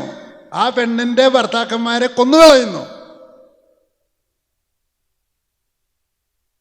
അപ്പൊ പ്രിയമുള്ളവരെ, ആ ഉപദേശത്തിലാണ് പറയണേ, പുത്രി, നിന്റെ പിതൃഭവനത്തെ നീ മറന്നേക്കുക, അപ്പോൾ നീ ഭർത്താവിൻ്റെ വീട്ടിൽ നീ റാണിയായി വാഴും. ഹല്ലേലൂയ, ഹല്ലേലൂയ, ഹല്ലേലൂയ. അവിടെ പ്രിയമുള്ളവരെ, പൂർണ്ണമായിട്ട് മാതാവിനെയും പിതാവിനെയും ഉപേക്ഷിച്ച് ഭർത്താവിൻ്റെ കൂടെ പോകുമ്പോൾ മാലാഖ അനുഗമിക്കുമ്പോൾ ഒരു അച്ഛന് ഒരു പ്രസംഗം പറയായിരുന്നു. ഇവിടെ പൂർണ്ണമായിട്ട് ഭർത്താവിന് സാറ എങ്ങനെ ഭർത്താവിന് വിധേയമായി അതുപോലെ നിങ്ങൾ ജീവിക്കുവിൻ, ഭർത്താവ് നിങ്ങളെ ഒന്നും ചെയ്യില്ല എന്ന അവസ്ഥയിലേക്ക് വരണമെങ്കിൽ വീട്ടിൽ നിന്ന് കൊണ്ടുവരുന്ന ഇതുപോലെയുള്ള എനിക്ക് ഇങ്ങനെ ചെയ്തു, അങ്ങനെ ചെയ്തു, അനിയത്തിക്ക് ഇങ്ങനെ ചെയ്തു, അങ്ങനെയുള്ള എല്ലാ പരാതികളെയും കളഞ്ഞിട്ട് വേണം ഭർത്താവിൻ്റെ വീട്ടിലേക്ക് വരാൻ. എങ്കിൽ മാത്രമേ പിശാച് നിങ്ങളെ ഹോണ്ട് ചെയ്യാതിരിക്കുള്ളൂ. അല്ലെങ്കിൽ നിങ്ങൾക്ക് പറയുന്നതെല്ലാം വിപരീതമാകും, തൊടുന്നതെല്ലാം വിപരീതമാകും. ഭക്ഷണം തന്നാൽ അത് പ്രശ്നമാവും, ഭക്ഷണം തന്നില്ലെങ്കിൽ അത് പ്രശ്നമാവും. സാരി മേടിച്ചാൽ പ്രശ്നമാവും, സാരി മേടിച്ചില്ലെങ്കിൽ പ്രശ്നമാവും. അപ്പം ആണുങ്ങൾ പറയാൻ തുടങ്ങും, കൈതമുള്ളിനെ ഒഴിയുന്ന പോലെയാണ്, അങ്ങോട്ട് ഒഴിയാനും പറ്റില്ല, ഇങ്ങോട്ട് ഒഴിയാനും. ഇത് ഭാര്യമാരോട്. ഭർത്താക്കന്മാരോടോ? അപ്പൊ പ്രിയമുള്ളവരെ, ഏറ്റവും വലിയ തടസ്സം എന്ന് പറയുന്നത് വീട്ടിൽ നിന്ന് മരിക്കാൻ കിടക്കുമ്പോൾ പോലും പെണ്ണുങ്ങൾ പറയുന്ന കേട്ടിട്ടുണ്ട് ഞാൻ. എൻ്റെ അപ്പൻ എന്നെ ശരിക്ക് ചെയ്യാത്ത കാരനാണ് ഈ കിഴങ്ങനെ എനിക്ക് കെട്ടേണ്ടി വന്നതെന്ന്. ഭർത്താക്കന്മാരോ? ആണുങ്ങളാണ് കൂടുതൽ ഡേഞ്ചറസ്. പ്രിയമുള്ളവരെ, മാതാവിനെ അമ്മേനെ പൂർണ്ണമായിട്ട് സ്വീകരിക്കാൻ കഴിയാത്ത ഒരു പുരുഷനെ ഒരിക്കലും സ്ത്രീയെ സമ്പൂർണ്ണ ഹൃദയത്തോടെ ഉള്ളിലേക്ക് എടുക്കാൻ പറ്റില്ല. ഞാൻ ആണുങ്ങൾ പറയുന്നത് കേട്ടിട്ടുണ്ട്, അപ്പനമ്മേനെയും കുറിച്ചുള്ള പരാതി. എനിക്ക് ലൂർദ് പള്ളിയിലെ ചവിട്ടുപടിയുമ്പോൾ ഞാൻ 20 വയസ്സ് തൊട്ട് ഇരുന്ന് തുടങ്ങിയതാ, ഈ 67 വയസ്സിലും പോവും. അപ്പോൾ ഒരു കോവിഡ് കാലത്ത് ഒരു ചേട്ടൻ പറയല്ലേ, എൻ്റെ അപ്പനെ ചേട്ടന് കാത്തലിക് സിറിയൻ ബാങ്കിൽ മേടിച്ചു കൊടുത്തു. ഞങ്ങൾ ലൂർദ് പള്ളി ഇടവക്കാർക്ക് കംപ്ലീറ്റ് ജോലി എവിടെയാണ്? ഒന്നുകിൽ കാത്തലിക് സിറിയൻ ബാങ്ക്, അല്ലെങ്കിൽ സൗത്ത് ഇന്ത്യൻ ബാങ്ക്.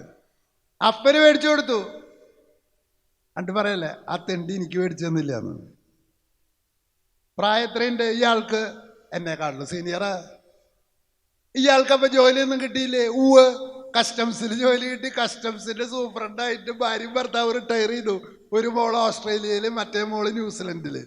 ഇയാൾ സുഖമായിട്ട് ഓരോ പെഗ് ശിവാശ്രീയിൽ വിസ്കിയൊക്കെ കുടിച്ച് സന്തോഷമായിട്ട് ജീവിക്കുന്ന ആളാണ് പറയണേ. അപ്പം എനിക്ക് ജോലി അന്ന് മേടിച്ചു തന്നില്ല എന്ന്. Hallelujah, hallelujah. കോവിഡ് കാലത്ത് ഭാര്യയും ഭർത്താവും മരിച്ചുപോയി. ഈ അസ്വസ്ഥത ഭാര്യയെ സ്വീകരിക്കുന്നതിൽ അതിലേക്കാണ് നയിച്ചു വരിക. വീട്ടിൽ നിന്ന് നമ്മളെടുക്കുന്ന എല്ലാ വിഴുപ്പ് ഭാണ്ഡങ്ങളും എവിടേക്കാ കൊണ്ടുവരിക? നമ്മൾ ഭാര്യയും ഭർത്താവും തമ്മിലുള്ള ജീവിതത്തിൽ. എന്നിട്ട് നമ്മൾ എന്ത് ചെയ്യും? നമുക്കറിയില്ല. ഈ ഭാര്യയെ 100% സ്വന്തമായിട്ട് ഹൃദയത്തിൽ സൂക്ഷിക്കാൻ നമ്മെ കൊണ്ട് കഴിയൂ. അത് ഇവളെ കെട്ടിയത് കൊണ്ടാണോ എനിക്ക് ഈ ഗതികേടൊക്കെ ഉണ്ടായത്? നിസ്സാരമായ ചോദ്യമാണ്. ആ പ്രശ്നത്തിൽ നിന്ന് എന്താ നമുക്ക് മോചനം കിട്ടാത്തത്? പ്രിയമുള്ളവരെ, നമ്മുടെ ജീവിതത്തിൽ ഒരു വൈദികന്റെ പ്രസംഗം കേട്ടതാണ്. ഒരു ഭാര്യ ലോകത്തിലുള്ള എല്ലാ കാര്യങ്ങളും ക്ഷമിക്കും, ഒറ്റ കാര്യം ക്ഷമിക്കില്ല. എന്താണ് ക്ഷമിക്കാത്ത കാര്യം? ഭർത്താവിൻ്റെ ഹൃദയത്തിൽ ഒരു പെണ്ണ് അവളല്ലാത്തത് അതിൻ്റെ അകത്ത് വന്നാൽ അത് സ്വീകരിക്കാൻ ഭാര്യയെ കൊണ്ട് കഴിയില്ല. ഭർത്താവിൻ്റെ ഹൃദയത്തിലെ ഭാര്യ അല്ലാത്ത ഒരു പെണ്ണ് വന്നാൽ ഭാര്യ അതെങ്ങനെ അറിയുക? ഞാൻ വഴിയൊക്കെ പോണ പെണ്ണുങ്ങളൊക്കെ കാണുമ്പോൾ നല്ല ഭംഗിയുള്ള പെണ്ണിനാ, ഈ ദൈവമേ ഇത് എൻ്റെ വല്ലവരും കേൾക്കാവോ? നല്ല പെണ്ണിനെ കണ്ടാൽ ഇത് കൊള്ളാവുന്നല്ലോ, ഇവളെ കല്യാണം കഴിച്ചിരുന്നെങ്കിൽ ദൈവമേ ഇവളേക്കാൾ എന്ന് എൻ്റെ മനസ്സിൻ്റെ ഉള്ളിലൂടെ ഒരു മിന്നായം പോലെ കടന്നു പോയിട്ടുണ്ടെങ്കിൽ അത് ഭാര്യ അറിയുക. അതെങ്ങനെയത്?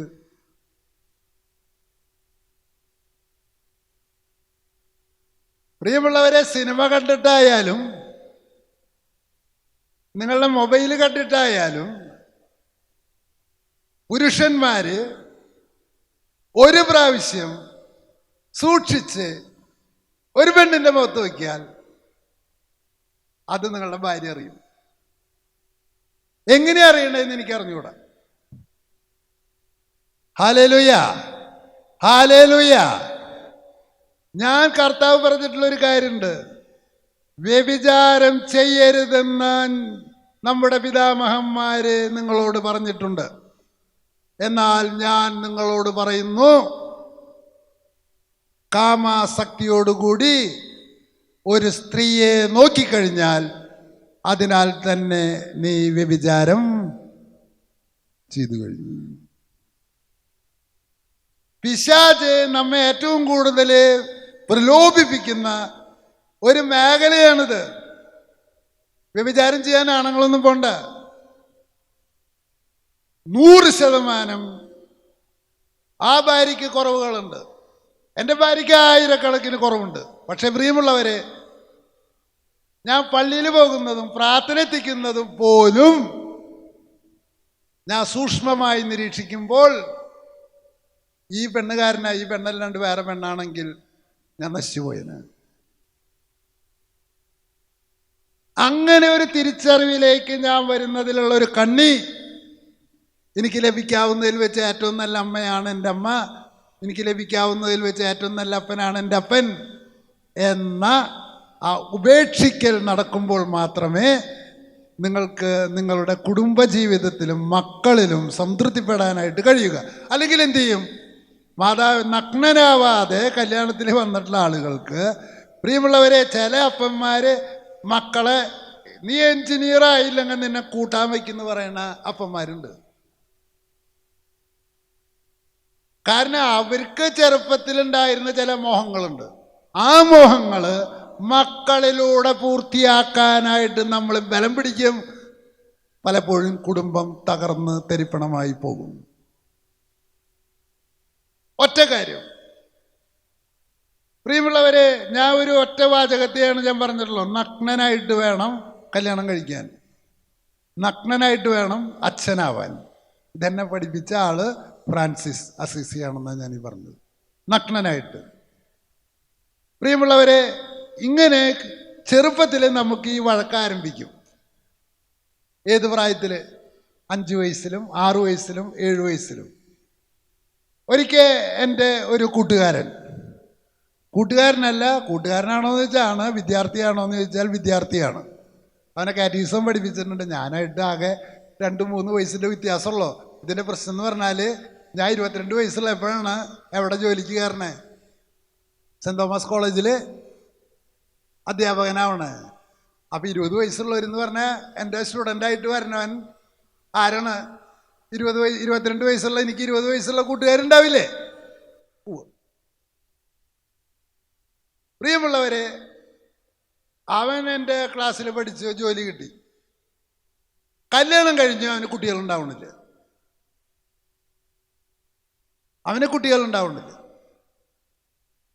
ഒരിക്കൽ ഒരു ചാനലുകാരൻ ചോദിച്ചു, ഡിവൈൻ ധ്യാന മന്ദിരത്തിൽ ഒരിക്കൽ അച്ഛനൊരു ബോർഡ് വെച്ചു. എന്താണ്? കുഞ്ഞുങ്ങളില്ലാത്ത ദമ്പതിമാർക്ക് എന്തുണ്ടാവും? ധ്യാനം കൂടിയ കുഞ്ഞുങ്ങളുണ്ടാവും. ഉടൻ തന്നെ ചാനലുകാരൻ അച്ഛനെതിരെ എന്താ അവിടെ അച്ഛന്മാർക്ക് കുട്ടികളുണ്ടാക്കി കൊടുക്കുന്ന പണിയുണ്ടോ? അപ്പോ കളിയാക്കാൻ തുടങ്ങി. പ്രിയമുള്ളവരെ, ഞാൻ ജെറുസലേമിലും ഡിവൈനിലും പല ധ്യാന കേന്ദ്രങ്ങളിലും വന്ന് പ്രാർത്ഥിച്ചിട്ട് കുഞ്ഞുങ്ങളില്ലാത്തവർക്ക് കുഞ്ഞുങ്ങൾ ഉണ്ടാവണമെന്ന് കണ്ടിട്ടുണ്ടെന്ന്. ഇത് അങ്ങനത്തെ ഒരു സംഭവത്തിലേക്കാണ് ഞാൻ വരുന്നത്. ചെറുപ്പം തൊട്ട് തന്നെ നമ്മൾ ചിലപ്പോൾ മാതാപിതാക്കളായിട്ട് എന്ത് ചെയ്യും? അകലും. ചാവറയച്ചൻ്റെ ചാവരുള്ളില് ഒരേ വാചകമാണ് അതിൽ എഴുതിയിട്ടുള്ളത്. അതിലൊരു വാചകം ഉണ്ട്, ഇങ്ങനെയാണ്: മക്കളെ ബന്ധുവീട്ടിലേക്ക് അയക്കുന്നവർ എന്ത് ചെയ്യണം? സൂക്ഷിക്കണം. എന്ത് ചെയ്യുന്നവര്? അപ്പൊ അച്ഛൻ്റെ വീട്ടിലേക്ക് പറഞ്ഞയക്കാൻ പാടില്ലേ? മനസ്സിലായില്ല നിങ്ങൾക്ക്? അമ്മേരെ ആങ്ങളേരെ വീട്ടിലേക്ക് പാർക്കാനായിട്ട് നമ്മളൊക്കെ ചെറുപ്പത്തിൽ പോയിട്ടില്ലേ? ഇല്ലേ? അത് പാടില്ല. അത് ചാവറയച്ചൻ. ഇതെന്താ ഈ അച്ഛൻ ഇത്ര ദേഷ്യം ബന്ധു വീട്ടിലേക്ക് വിടാനായിട്ട്? പ്രിയമുള്ളവരെ, ബന്ധു വീട്ടിലേക്ക് വിടും. ഞാൻ ഈ കുട്ടികളെ കുറിച്ച് ഇതൊക്കെ പഠിച്ച് ഇവരായിട്ട് കൗൺസിലിംഗ് നടത്തിയിട്ട് ഒരു കാര്യം ഞാൻ മനസ്സിലാക്കിയത് എന്താണെന്നറിയോ? എൻ്റെ വീട്ടിൽ എൻ്റെ പേരക്കുട്ടികളുണ്ട്, മകളുടെ മക്കളും ഒക്കെ വരുന്നുണ്ട്. ഈ മകളുടെ കുട്ടികളെ അപ്പാപ്പന്മാർ നോക്കുമ്പോൾ ഭയങ്കര സുഖമാണ്. എന്താ കാരണം? നമുക്ക് വേറെ ഉത്തരവാദിത്വമൊന്നും ഇല്ല. മിഠായി മേടിച്ചു കൊടുക്കുക, അവരെ കെട്ടിപ്പിടിക്കുക. നമ്മൾ ഉച്ചയാകുമ്പോൾ ഭക്ഷണമൊക്കെ കഴിഞ്ഞ് സുഖമായിട്ട് എന്ത് ചെയ്യും? കിടന്നുറങ്ങും. അപ്പം ഈ കുട്ടികളെ എവിടെയാണ് പോവുക? അപ്പൻ്റെ അമ്മേര് അത്ര സൂക്ഷ്മത ഈ കുട്ടികളുടെ കാര്യത്തിൽ നമുക്കുണ്ടാവുമോ? ഇല്ല. ഒരാശങ്ക ഉണ്ടാവും, ഇവിടെ കൊണ്ടു നിർത്തിയിട്ട് വീണ് കയ്യും കാലും ഒടിഞ്ഞാൽ ദൈവമേന്ന്. അതല്ല പ്രതിസന്ധി. പല കുട്ടികളും കരങ്ങൾ ഉയർത്തും. ഹല്ലേലൂയ, ഹല്ലേലൂയ, ഹല്ലേലൂയ, ഹല്ലേലൂയ, ഹല്ലേലൂയ. ലൈംഗികമായി ചൂഷണം ചെയ്യപ്പെടുന്നത് ഇത്തരം സാഹചര്യങ്ങളില് മാതാപിതാക്കളായിട്ട് വഴക്കുണ്ടെങ്കിൽ പിന്നെ കുട്ടികൾ പിന്നെ കൂട്ടുകാരിലാണ് ആശ്രയം വയ്ക്കുക. കൂട്ടുകാരില് നമ്മളെക്കാൾ പ്രായമുള്ള കൂട്ടുകാരാണ് നമുക്കെങ്കിൽ, എൻ്റെ അപ്പൻ എന്നോട് എപ്പോഴും പറയുന്ന ഒരു കാര്യമുണ്ട്, മോനെ, എൻ്റെ കൂട്ടുകാരൻ നിറച്ച് ക്രിമിനൽസും ഗുണ്ടകളാണ്, 15-16 വയസ്സിൽ. മോനെ, അവരുടെ കൂടെ പോയാൽ നിന്റെ സ്വഭാവം അവരെ പോലെയാവും. അപ്പം ഞാൻ അപ്പനെ പഠിപ്പിക്കും. എന്തെന്ന്? അപ്പ, ഞാൻ നല്ലവനും അവരാരാണ്? ചീത്തവരുമാണ്. ഞാൻ അവരുടെ കൂടെ കൂടിയാൽ അവരൊക്കെ ആരായിത്തീരും? വിശുദ്ധന്മാരായിത്തീരും. അവസാനം എന്തുണ്ടായി? എൻ്റെ സ്വഭാവം അവരെ പോലെ ആയി തുടങ്ങി. ഹല്ലേലൂയ, ഹല്ലേലൂയ, ഹല്ലേലൂയ. പ്രിയമുള്ളവരെ, മാതാപിതാക്കളെ വിട്ട് മൂത്ത ചേട്ടന്മാരുടെയും ചേച്ചിമാരുടെയും കൂടെ നമ്മൾ പോയാൽ വളരെ വലിയ ഒരു പ്രശ്നം. പിയർ ഗ്രൂപ്പ് എന്ന് പറഞ്ഞാൽ സമപ്രായക്കാര്. അതിന് മേലെയുള്ള കൂട്ടുകാരുടെ കൂടെ പോയാൽ അവരുടെ ചില വൈകൃതങ്ങളൊക്കെ നമുക്ക് പഠിച്ചു കിട്ടും. പ്രിയമുള്ളവരെ, എൻ്റെ ഈ വിദ്യാർത്ഥിയെ വളരെ ചെറുപ്പത്തിൽ അവന് ലൈംഗികമായി ചൂഷണത്തിന് വിധേയനായിട്ടുണ്ട്.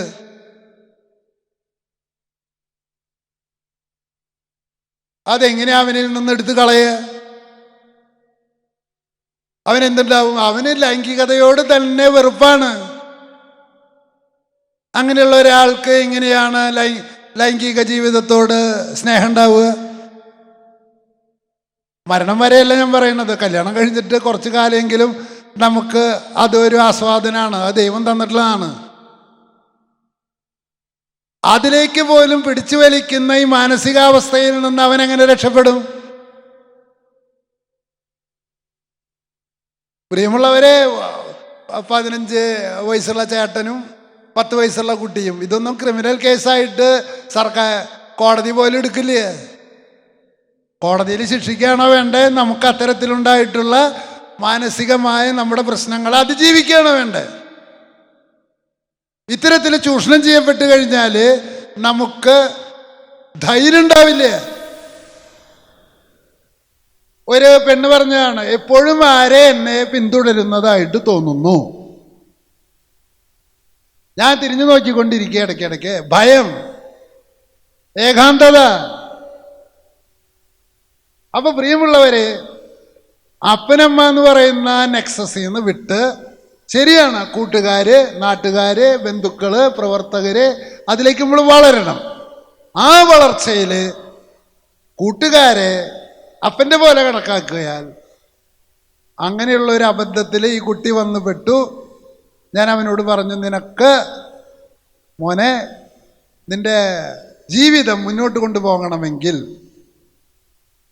നീ ആദ്യം എന്ത് ചെയ്യണം? നിന്നെ ആ ചൂഷണം ചെയ്ത കൂട്ടുകാരനോട് നിനക്ക് ക്ഷമിക്കാൻ കഴിയണം. അത് കഴിയണമെങ്കിൽ ഫണ്ടമെന്റലി നിന്റെ അപ്പനോടും അമ്മോടും നിനക്ക് വിദ്വേഷം ഉണ്ടാവാൻ പാടില്ല. ഒരിക്കൽ അവനെ കുട്ടീൻ്റെയായി, അവൻ്റെ കുട്ടീനെയൊക്കെ ഇപ്പോൾ കല്യാണം കഴിച്ചു കൊടുക്കാറായി. ഞാൻ വളരുന്നതിനൊപ്പം എനിക്ക് 67 വയസ്സായിരുന്നുണ്ടെങ്കിൽ അവൻ എത്രയുണ്ട്? 20 വയസ്സുകാരന് 65 വയസ്സായിട്ടുണ്ട്. ലേറ്റായിട്ടാണ് കുട്ടീൻ്റെ ഇത്. അപ്പൊ പ്രിയമുള്ളവര്, അവര് നമ്മൾ ഉപേക്ഷിച്ചതാണ്, അവർക്ക് നമ്മളെ സ്നേഹമില്ല. അങ്ങനെയുള്ള ഈ തോന്നലുകൾ തെറ്റായ ബന്ധങ്ങളിലേക്കും കുടുംബ ബന്ധത്തെ സ്വീകരിക്കാതിരിക്കുന്നതിലേക്കും ഒന്നിലും സംതൃപ്തിയില്ലാത്ത അവസ്ഥയിലേക്കും ഒന്നിലും നിങ്ങൾക്ക് ദൈവത്തോട് പറയാൻ പറ്റുമോ? പ്രായമായിട്ടുള്ള ആൾക്കാർക്ക്, എൻ്റെ പൊന്ന് ദൈവമേ, എൻ്റെ ജീവിതത്തിൽ പിന്നോക്കം ഒരു പോക്കില്ല, മുന്നോട്ടേ പോക്കുള്ളൂ. എനിക്ക് കിട്ടാനുള്ളതൊക്കെ ജീവിതത്തിൽ പറ്റാവുന്ന അത്ര സന്തോഷങ്ങളൊക്കെ ഞാൻ എന്ത് ചെയ്തിട്ടുണ്ട്, അതാത് പ്രായത്തിൽ അനുഭവിച്ചിട്ടുണ്ട്. എനിക്ക് ഇനി കിട്ടാനായിട്ടൊന്നും ഇല്ല എന്ന് പറയാൻ പറ്റില്ലെങ്കിൽ എൻ്റെ അപ്പ അമ്മയും മക്കള് സന്തോഷിക്കണ കാണുമ്പോൾ നമുക്ക് കുശുമ്പ് വരും. അതുകൊണ്ട് എന്ത് പാഠമാണ് ഇപ്പൊ ഇന്ന് നമ്മൾ കുറച്ചു നേരം ഇതിനെക്കുറിച്ച് ഫ്രാൻസിസ് അസീസിനെ കുറിച്ച് പറഞ്ഞിട്ട് നമ്മൾ വന്ന പാഠം എവിടേക്കാണ്? മാതാവിനെയും പിതാവിനെയും പൂർണ്ണ ഹൃദയത്തോടും പൂർണ്ണാത്മാവോടും കൂടി സ്നേഹിക്കുക, അവരോട് വിദ്വേഷമുണ്ടെങ്കിൽ നമ്മൾ ക്ഷമിക്കുക, അത് നമ്മൾ തിരിച്ചറിയുക. നമുക്ക് കുറേ കാര്യങ്ങൾ കിട്ടി, കുറേ കാര്യങ്ങൾ കിട്ടിയിട്ടില്ല. ഞാനിപ്പോൾ ഒരു വയറുവേദനയായിട്ട് നടക്കണേ. എന്തെന്നാ ദൈവത്തോട് പ്രാർത്ഥിക്കണ്ടേ? വേദന മാറ്റി തരാൻ പ്രാർത്ഥിക്കണം. എന്തെന്നാ പ്രാർത്ഥിക്കണ്ടേ?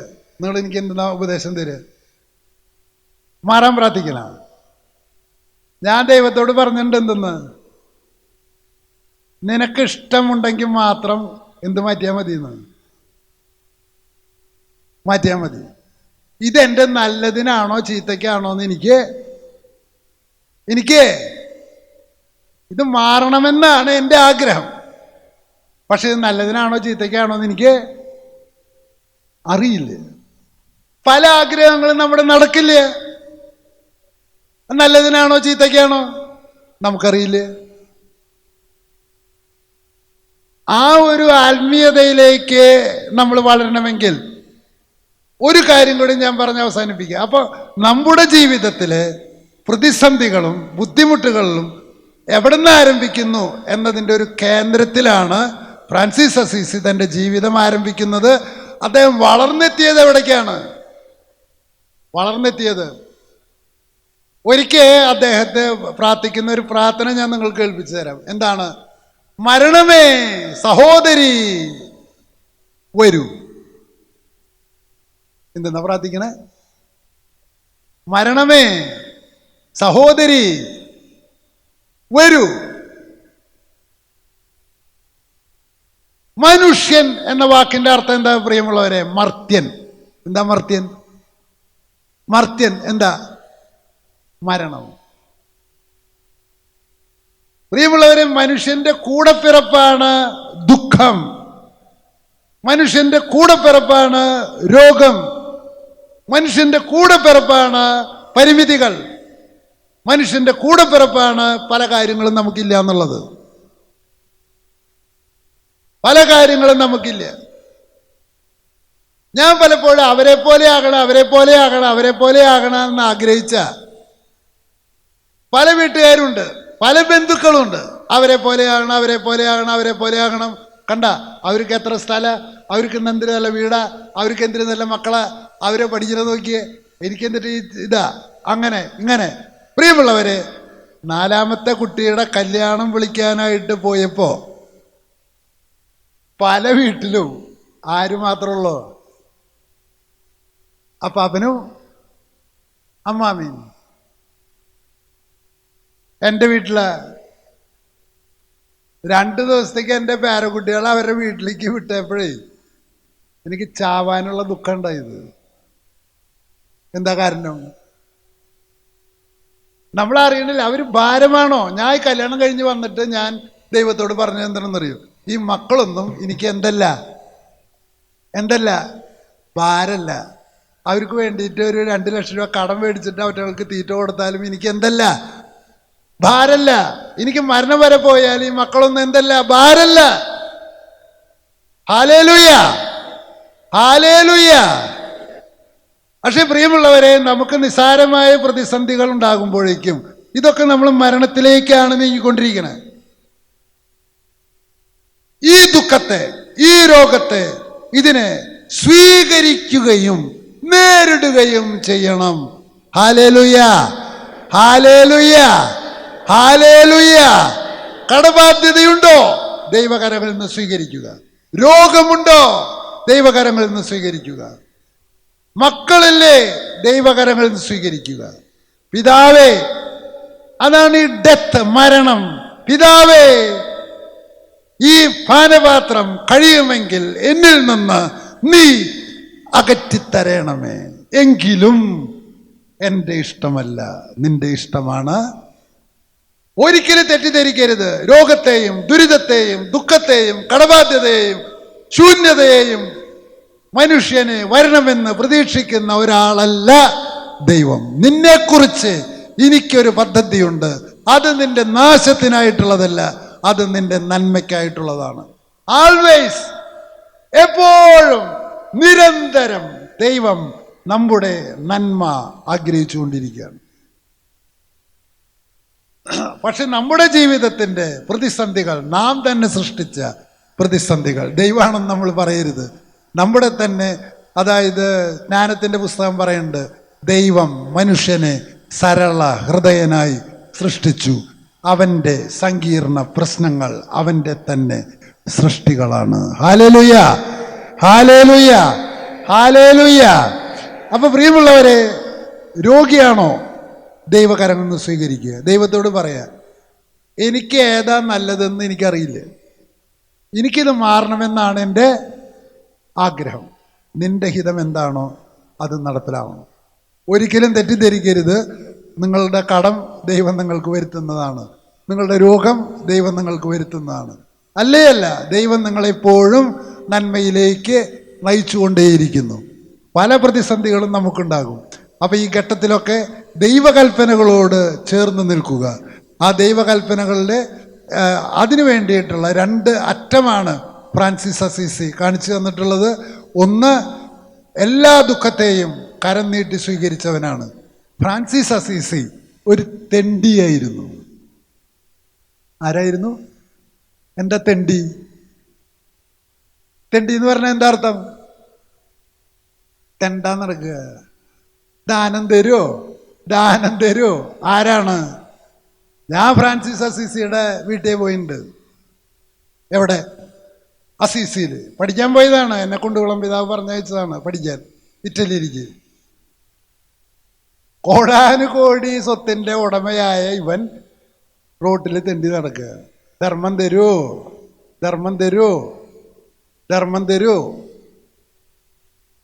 എന്താണ് അതിൻ്റെ അർത്ഥം? എന്താണ്?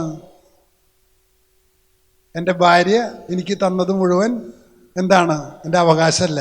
എന്താണ്? ദാനമാണ്. അതെവിടെ നിന്ന് ആരംഭിക്കണം? എൻ്റെ അപ്പൻ എനിക്ക് തന്നതെല്ലാം ദാനമാണ്.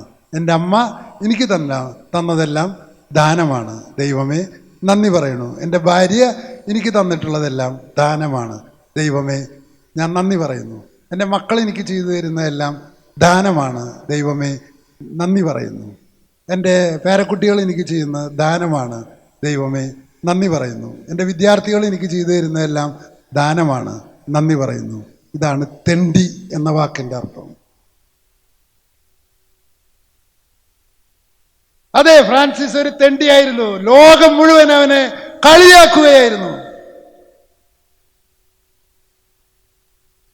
എൻ്റെ വീട്ടിൽ പ്രാർത്ഥന കഴിയുമ്പോൾ പേരക്കുട്ടികളടക്കം പാടുന്ന പ്രാർത്ഥനയുണ്ട്. നന്ദി ദൈവമേ, നന്ദി ദൈവമേ, നിത്യവും നിത്യവും നന്ദി ദൈവമേ. ആ ദൈവത്തോട് മാത്രമല്ല ചൊല്ലണ്ടേന്ന്. അപ്പൻ, അമ്മ, ഭാര്യ, ഭർത്താവ്, മക്കള്, അധ്യാപകൻ, സഹോദരൻ, അച്ഛൻ, ഇങ്ങനെ ചെല്ലുമ്പോൾ വേദനകളെ ദൈവത്തിൻ്റെ കരങ്ങളിൽ നിന്ന് സ്വീകരിക്കുമ്പോൾ, ക്ഷമിക്കാനുള്ളവരോട് ക്ഷമിക്കുമ്പോൾ കർത്താവിൻ്റെ ആത്മാവ് നിങ്ങളെ രൂപാന്തരപ്പെടുത്തും. അതിനായി പ്രിയമുള്ളവരെ, ഈ ജീവിതത്തെ കർത്താവിൻ്റെ മുമ്പിൽ തുറന്നു വയ്ക്കുക, പരിശോധിക്കുക. അതിനുള്ള സഹായകരാണ് ഇവിടുത്തെ ശുശ്രൂഷകർ. എങ്കിലും ദൈവത്തിൻ്റെമായിട്ടുള്ള ബന്ധം നിങ്ങൾക്ക് ശക്തിപ്പെടുത്താൻ ഈ പ്രഘോഷണം നിങ്ങളെ സഹായിക്കട്ടെ. ദൈവം നിങ്ങളെ അനുഗ്രഹിക്കട്ടെ. നിങ്ങളെനിക്ക് വേണ്ടി പ്രാർത്ഥിക്കുക. എന്തിന്? ഈ പ്രഭാത പ്രാർത്ഥന പള്ളിയിൽ ചെല്ലുമ്പോൾ പറയാറുണ്ട്, എന്താണ്? കർത്താവേ, അങ്ങേക്ക് വേണ്ടി ജോലി ചെയ്യുവാൻ എന്നെ എന്ത് ചെയ്യണമേ? ശക്തിപ്പെടുത്തണമേ. ദൈവത്തോട് പറയുക, ദൈവമേ, അങ്ങ് എനിക്ക് ആരോഗ്യം തന്നാൽ, അങ്ങ് എനിക്ക് സമ്പത്ത് തന്നാൽ, അങ്ങ് എനിക്ക് അറിവ് തന്നാൽ, ആ അറിവ് മുഴുവനും അങ്ങേക്ക് വേണ്ടിയുള്ള ജോലിയാക്കി മാറ്റാൻ സഹായിക്കണമേ. പ്രിയമുള്ളവരെ, പിച്ചപാത്രമെടുത്ത് നമുക്ക് ഇറങ്ങാം. നമ്മൾ ധനവാന്മാരാണ് എങ്കിലും നമ്മുടെ മനസ്സിൻ്റെ ഡിസ്പോസിഷൻ, മനസ്സിൻ്റെ തുറവി എവിടേക്കാണ്? ഞാൻ തന്നെ എന്താണ്? മറ്റുള്ളവരുടെ ദാനമാണ്. ഇത് 100% അംഗീകരിക്കാൻ ദൈവാത്മാവ് നിങ്ങളെ ശക്തിപ്പെടുത്തട്ടെ. കാവൽ മാലാഖമാർ നിങ്ങളെ സഹായിക്കട്ടെ.